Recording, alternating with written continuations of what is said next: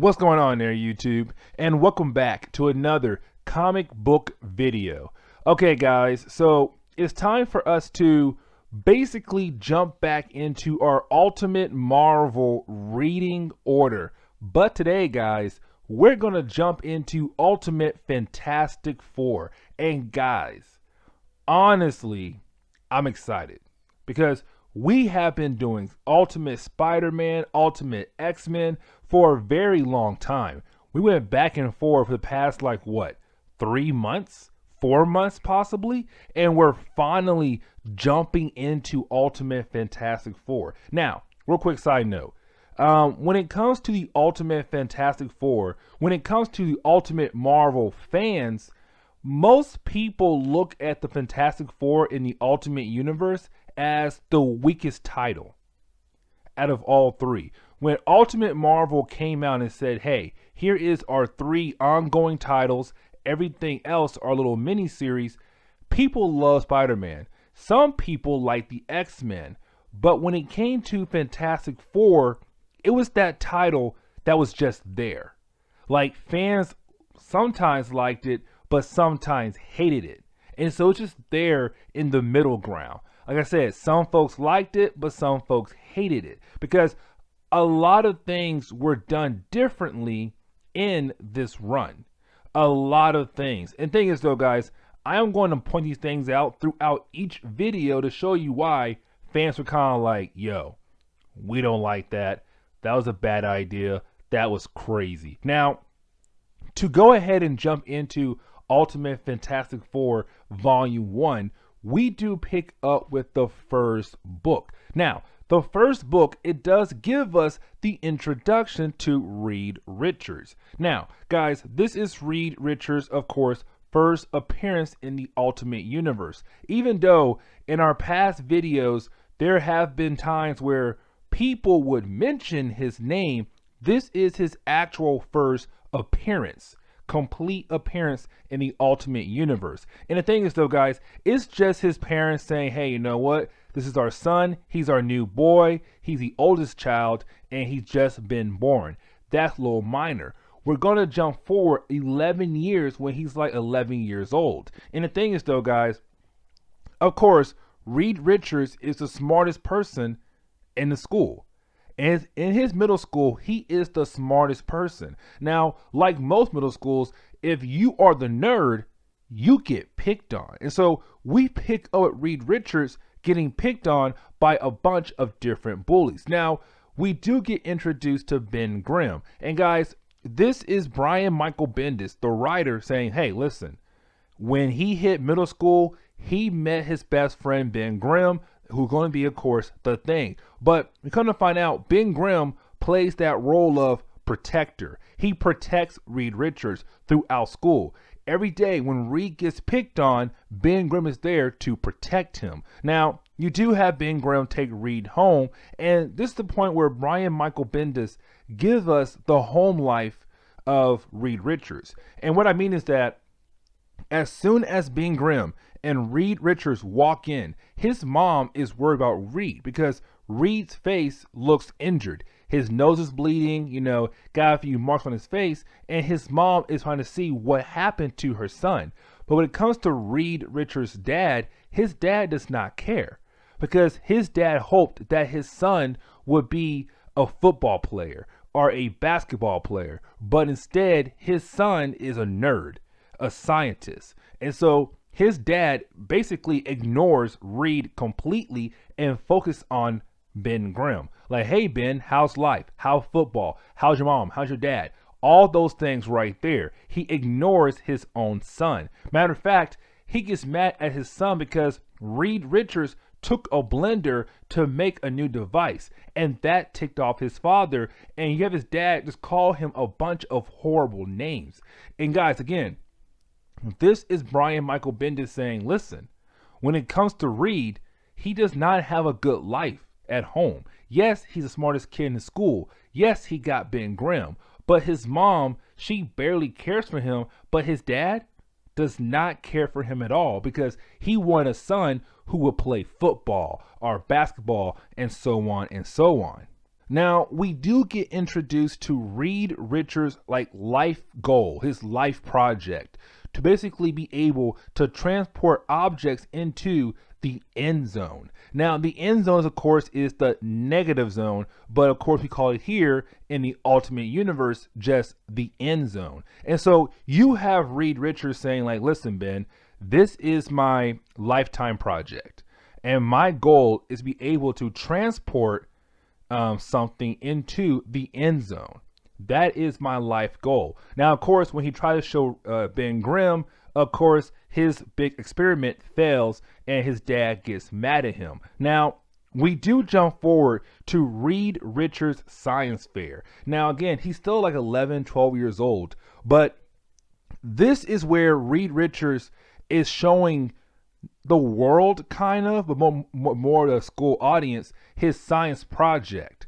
And the thing is, you have Reed show again his lifetime project to be able to transport objects into the end zone, the negative zone. And the thing is, when he does his project for the science fair at his school, and when he's able to transport his truck into the end zone, there was one man in the crowd who was sent there by the Baxter Building to look for children out there who are possibly super smart, to bring them back into a thinking tank. I cannot talk tonight in this video, but this man, he saw Reed Richards' lifetime project worked to be able to transport something into the end zone. And so he calls up his boss saying, hey, I found one. I found one to bring back to the Baxter Building, to our big thinking tank. Let me bring this kid in. And so you have him basically go home, not go home, sorry. He goes to the home of Reed Richards and tells his parents, listen, we want your son. You have one of the smartest kids in the world. And the thing is, we'll take your son with us to the Baxter Building, this thinking tank. And the thing is, we'll pay you for everything he does for us. We'll pay you guys. You got to get so much money because of your son. Now, of course, you have Reed parents not thinking about their son. They're thinking more of the money. So they're kind of like, yes, take our child and leave. And so, of course, Reed Richards goes to the Baxter Building. Now, when he gets there, he does get a nice little tour of the building. But of course, he does get introduced to Sue Storm and Johnny Storm. And guys, again, this is Brian Michael Bendis saying, this is how Reed Richards met Sue Storm. This is how he met Johnny Storm. Sue Storm is also smart, and she's also part of the Baxter Building big thinking tank. A bunch of children brought together to make future projects for the government. Johnny Storm is just there because Johnny Storm is cool. But you have Brian Michael Bendis saying, this is how Reed Richards met every single member of the Fantastic Four. Now, to wrap up the first book, this is all just the first book. To wrap up the first book, you do have Franklin Storm, the father of Sue Storm, show Reed Richards his big project, saying, listen, we've been trying to transport things also to the end zone. And the thing is, when you were able to teleport your truck into the end zone, it ended up here to our building. And so we believe if we work together with you, we'll be able to find a way to finally transport something into the end zone, the negative zone. And that wraps up the first book of Ultimate Fantastic Four. Now, guys, when it comes to Ultimate Fantastic Four number 2, we pick up with Dr. Arthur Mo Kelvin. I cannot pronounce his last name. Now, before we dive farther into Fantastic Four number 2, I do want to point out it has been 5 years since Reed Richards had joined the Baxter Building. And at this point right now, guys, he is now 16 years old and he is still working on his lifetime project, the teleporter into the end zone. Now, the thing is though, guys, like I said, we pick up with Arthur Mo Kelvin. I hope I pronounced his name correctly. And the thing is though, guys, right now you have Arthur just going off on every single student at the Baxter Building program because he believes the kids are not truly taking advantage of this opportunity they have right now, because every single child there is there to work on different projects to help out the government. And he believes the kids are not trying hard enough to achieve the goals the government wants for these children. And so he's going off on every single child. Now, you do have every single child there basically laugh in his face, but there is one student who agrees with Dr. Arthur, and this person is Victor Van Dam. Now, guys, this is Victor Von Doom, but in the Ultimate Universe, his name is Victor Van Dam. Dam? I want to say it's Dam. But thing is though, guys, when it came to the character of Victor Von Doom in the Ultimate Universe and seeing his name change, fans hated this. Fans hated the fact that Brian Michael Bendis changed the name of Victor Von Doom in the Ultimate Universe. Like, fans were literally pissed at him for doing this. But anyways, guys, he is the one person who agrees with Dr. Arthur. Now, thing is though, guys, for Victor, he is also hated by every other person who's a part of the program, because they believe that Victor is basically just a rude person. He's stuck up, and so no one likes Victor also. Now, thing is though, guys, Reed Richards, when he goes back to his dorm room, because like I said, he is still working on his lifetime goal, but when he walks into his dorm room, he sees Victor is going through his stuff. And the thing is, they do get an argument, but Victor tells Reed, listen, your project is good, but you're doing things wrong. Look at what I did, and your project might work. Now, Reed tells Victor, leave my dorm room, man. I don't like you. Get out. But after Reed looks over every single detail of everything that Victor did with his notes, he agrees that Victor is correct. And so you have Reed go to Victor and say, listen, I'm sorry I was rude. You did invade my privacy, but I agree with your ideas for my project might work. And so for you helping me, let me help you with your project. And the thing is though, guys, this is them basically agreeing to help each other out to work on this project together to achieve both their goals. Now, we do jump over to the office of Franklin Storm. Now, guys, remember, Franklin Storm is the father of both Johnny and Sue Storm, of course. And the thing is, though, guys, Franklin Storm and a few higher-ups are firing Arthur, the doctor from earlier. Because the thing is, though, guys, the Arthur is going to be the mole man in the Ultimate Universe. And the thing is though, guys, this is how Arthur became the mole man in the Ultimate Universe, because you have Franklin saying, Arthur, you are fired. You are fired because we couldn't find out that you are working on a project we told you not to work on. You are making live creatures from mold. And we told you, don't do that, man. Leave that project alone. But you did not listen to us, and look, here you are. You have creatures down the lower level who are made out of mold. You're fired. Matter of fact, we're taking all your experiments away from you because technically they are owned by the government, because this project is being run by the government. So you're fired. Get out of here. And so you have Dr. Arthur tell Franklin and the higher ups, I'll be back for you guys. I'll be back for you guys down the road because you guys are screwing me over. Now, we do jump over to the present day. Now, the problem I have right here, guys, with Ultimate Fantastic Four, we do not get an age of how old Reed is now in the present day. But we do pick up with Reed Richards, Sue Storm, Johnny Storm, Franklin Storm, and Victor Van Dam working on the final project of Reed Richards' life goal, the teleporter to the end zone. And so everything is set up. Matter of fact, Ben Grimm arrives. His best friend arrives to see his best friend, Reed Richards, achieve his goal finally. And so after getting everything set up, getting every single thing set up, and you have Reed Richards just press a button to see if his project, this teleporter, would work. Guys, an explosion happens. And that wraps up Ultimate Fantastic Four number 2.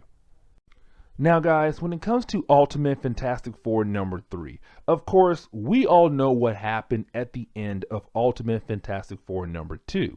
We already know that when Reed Richards tried to use his project for the first time, hoping that it would achieve that he'll be able to teleport an object into the end zone, of course, an outward explosion happened and it gave our heroes their powers. Now, the thing is, though, guys, we pick up moments after the ending of number 2. And the thing is, though, guys, we pick up with Reed Richards' body all stretched out. Now, you do have the Army and Franklin Storm move in to see what happened at the platform, because all they saw was a huge explosion. And when they move in, they see something weird in the shadows. Somebody's body that's all stretched out. Now, we know who it is. It's Reed Richards. But to the Army, they don't have no idea. And so they try to shoot Reed Richards down with bullets. And of course, the bullets don't work. And so they're kind of like, what do we do? What is this creature? But when they move in closer, they see that it's Reed. And they see that Reed's body has been stretched out. And they're kind of like, Reed, what happened to you? Now, you do have Franklin Storm take Reed back to the Baxter building. Now, guys, it's really important right here, because Franklin Storm believes that his kids are dead. He already lost his wife, and now his 2 kids, Johnny and Sue, are not there. Because when they found Reed, they didn't find Ben Grimm. They didn't find Victor or Johnny or Sue. They only found Reed. And so right now they believe that the Fantastic Four or his kids are gone. That Reed's best friend is also gone. So is Victor. But the thing is, though, you do have the Baxter building get a phone call. And they say, hey, so we found one of your kids. Not Johnny or Sue. We found Ben Grimm. Ben Grimm woke up in Mexico City. And it's kind of like, excuse me? Where is he? In Mexico City? And guys, this right here is Brian Michael Bendis saying Reed project worked. He was able to teleport into the end zone, but the thing is, though, Ben Grimm went through the end zone and teleported back out of the end zone and appeared in Mexico City. And when he came out, he appeared as the Thing. And so it's kind of like, okay, so we basically got idea now. There's Ben Grimm. Now, of course, you have Franklin. I can't talk. Sorry, guys. You have Franklin Storm get another phone call. And the thing is, though, guys, he gets a phone call saying that, hey, we found Johnny. Johnny's in France right now. He's in a hospital bed. We found him. Oh, by the way, though, he burned down his room at the hospital. And they're kind of like, excuse me? What happened? They're like, yeah, he basically caught on fire and survived. And so it's kind of like, what? But again, this is Brian Michael Bendis saying, again, Reed project worked. They were able to teleport into the end zone, but Johnny went through the end zone, back out, and reappeared in France, but came out with powers. And it's kind of cool. Now, to wrap up Part 3 of Volume 1 of Ultimate Fantastic Four, you do have Reed and Franklin kind of talk to each other. They're kind of like, okay, we found Johnny. We found Ben Grimm. But we can't find Victor. We can't find Sue. Where are they? And then that's when you have Reed kind of tell Franklin, listen, I know what happened. This is Victor's fault. At the last minute, he came to me and tried to change things. And I believe when we were all not looking, Victor changed some things with my project, hoping that he was correct, that it would be even better than it was. But in reality, he made things worse. This is Victor's fault that we're all like this. He came to me to change things at the last minute, and I told him no, but when we were not looking, he went ahead and did it. And that basically led us to this moment right here. With me, my body stretching out, your son catching on fire, Ben Grimm looking like some kind of creature. This is his fault. Now, to wrap up part 3, though, guys, we pick up with Sue Storm. And the thing is, though, guys, Sue Storm wakes up in some kind of cavern. And she wakes up to Arthur Mo Kelvin, the man who got fired back in part 2. And she wakes up to him in his weird Mole Man creatures. Now, guys, when it comes to Ultimate Fantastic Four, Part 4, this book does pick up with Franklin Storm trying to figure out how in the world does Johnny Storm powers work. When can he turn on his flame abilities?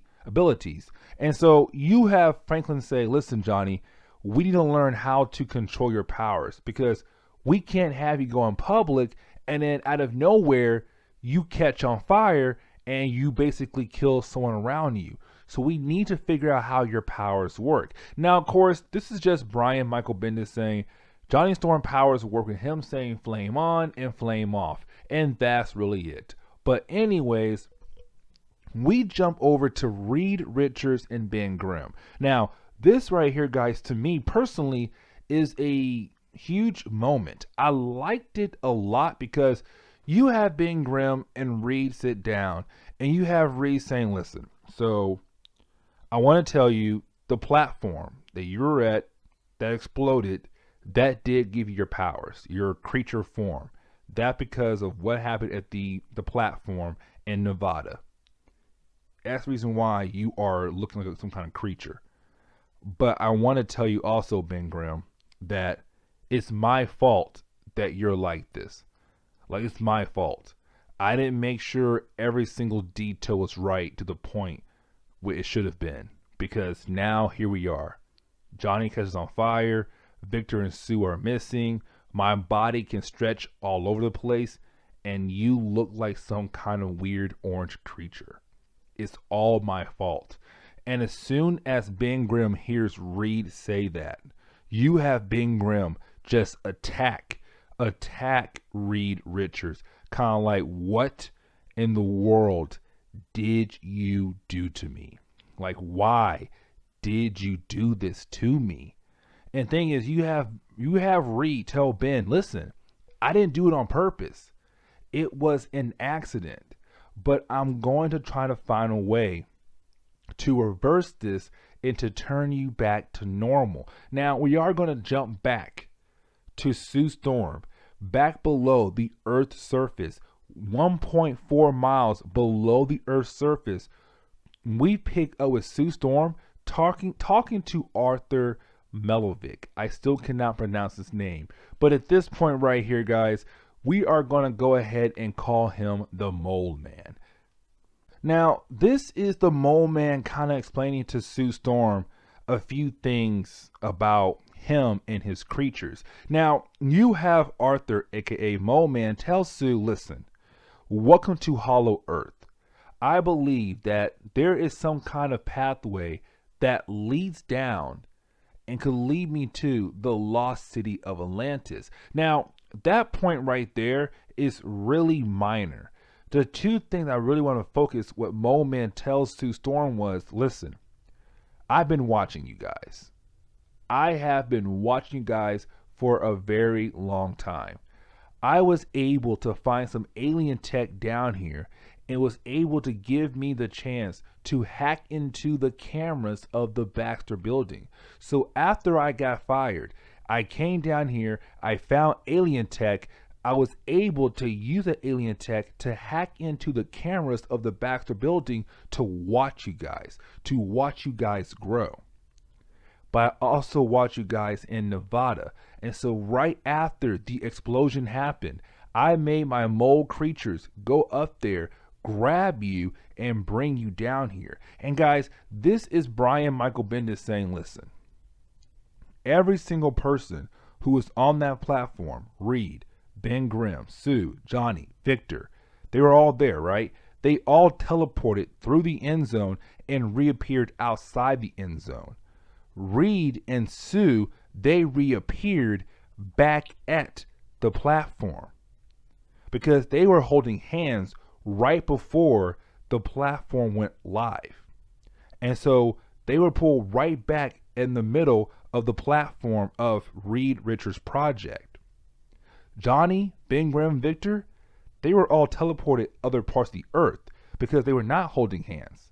And so when Sue Storm reappeared back in Nevada right next to Reed, Reed was still knocked out. The military and the Franklin Storm, they could not see anything because there was a huge dust storm covering up the platform. And so the Mole Man sent in his creatures to grab Sue Storm and to bring her back down to the hollow earth. Now, the alien tech, this could be Brian Michael Bendis kind of bringing in the Ultimates Volume 1, saying, listen, the alien tech left behind could have come from Ultimates Volume 1. It could not. We don't know. Now, we do jump back over to Reed Richards, Johnny Storm, and Ben Grimm. And you kind of have them going over everything that happened to him. Johnny can basically catch on fire now. Ben Grimm is the thing. Reed Richards can stretch beyond human limits. And the thing is, as they're talking, out of nowhere, a huge random monster appears right in the middle of New York, right in front of the Baxter Building. Now, guys, when it comes to Ultimate Fantastic Four number 5, with this book right here, guys, this is the book where you don't have a lot of dialogue. As you saw in the first 4 chapters, we sat down and talked about a lot of different things of what's happening in this book right here. But when it comes to number 5, all of that sitting down and talking about the book and breaking it down is out the window. Because in Ultimate Fantastic Four number 5, all you get is action. You get action across the whole board. It's Ben Grimm, Johnny Storm, and Reed Richards fighting against the creature. The same creature we saw at the end of number 4. Now, guys, like I said, it's all action. So you have Ben Grimm, you have Johnny Storm, Reed Richards trying to work as a team to be able to defeat this creature. Now, the reason why Brian Michael Bendis did this to show us, listen, heroes don't just come together and learn how to work together right off the bat. They're going to have problems. And as we see in this book right here, Ben Grimm, Johnny Storm, Reed Richards, yes, they're close, but they don't know how to work together as superheroes. And so you kind of have Reed saying, listen, we have to work together if we are going to be able to defeat this creature. If we don't work together, then we're screwed. We are screwed. And so you have them work together to defeat this creature. Now, right after they defeat the creature does go away. It does leave and go back down into its little cavern. And the thing is, you have Johnny Storm kind of ask Reed, what's that Sue?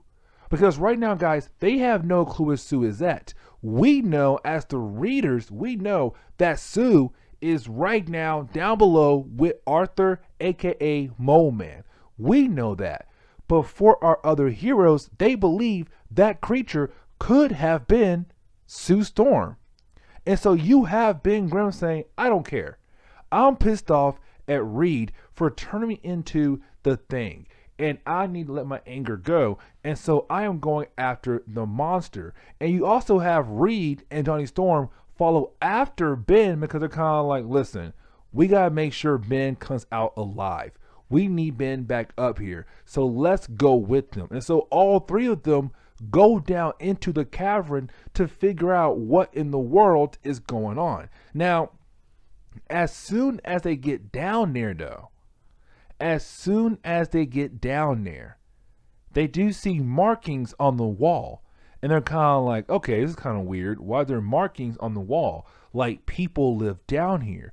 And you have Johnny Storm, flame on just a little bit more brighter than he was earlier to show our 3 heroes they are surrounded by the Mole Man creatures. And that really what happens in Ultimate Fantastic Four number 5. Now, guys, when it comes to Ultimate Fantastic Four number 6, with this book right here, guys, this is the book where everything gets wrapped up. This is Marvel saying, hey, you know what? It's a 6-part story. We're at part 6. It's time for us to wrap everything up. Because you do have Reed Richards, Johnny Storm, and Ben Grimm look around and see hundreds of different Mole Man creatures. But they also see Mole Man and Sue Storm. And you have the 3 heroes relieved to see that Sue Storm is okay.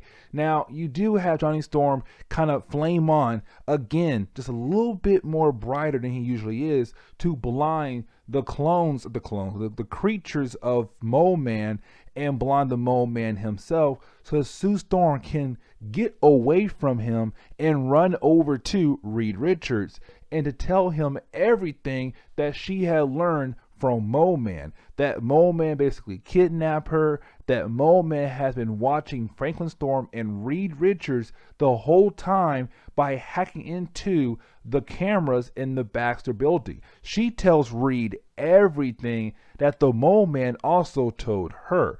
Now, of course, you do have Reed wondering, maybe the Mole Man is the reason why the experiment failed. That maybe it was not Victor Van Dam.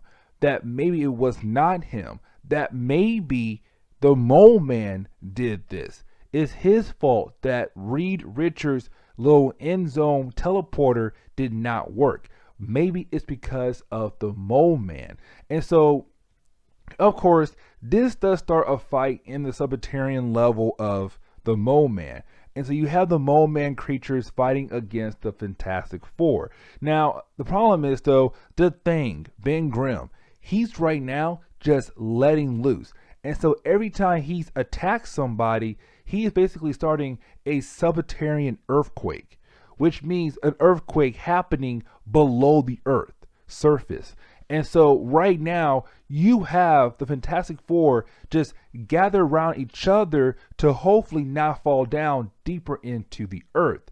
But for the Mole Man and his creatures, they do fall deeper into the earth. And it does seem like the Mole Man had died in this story right here. But we come to find out he did not die, and he'll reappear down the road in a later story. But right now, the Mole Man falls deeper into the earth, and it does seem like he died. Now, you do have Sue Storm able to carry the team back up to the surface level. Now, when they get there, though, you kind of have the team kind of happy. They're all together again. You know, Franklin Storm, the father of Sue and Johnny, is happy to see his 2 kids are still alive.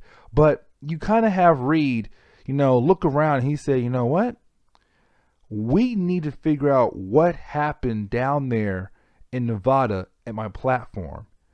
And the only way we're able to find out what went wrong is when we find Victor Van Dam, the last member who was part of this accident. And guys, that wraps up Ultimate Fantastic Four Volume 1. Now guys, I do hope you enjoyed this video, and if you did, please leave me a like down below, and also subscribe for more comic book stories in the near future.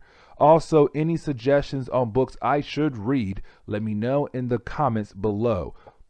But anyways, guys, I'm out of here, and I'll see you on the next comic book video. Later, guys.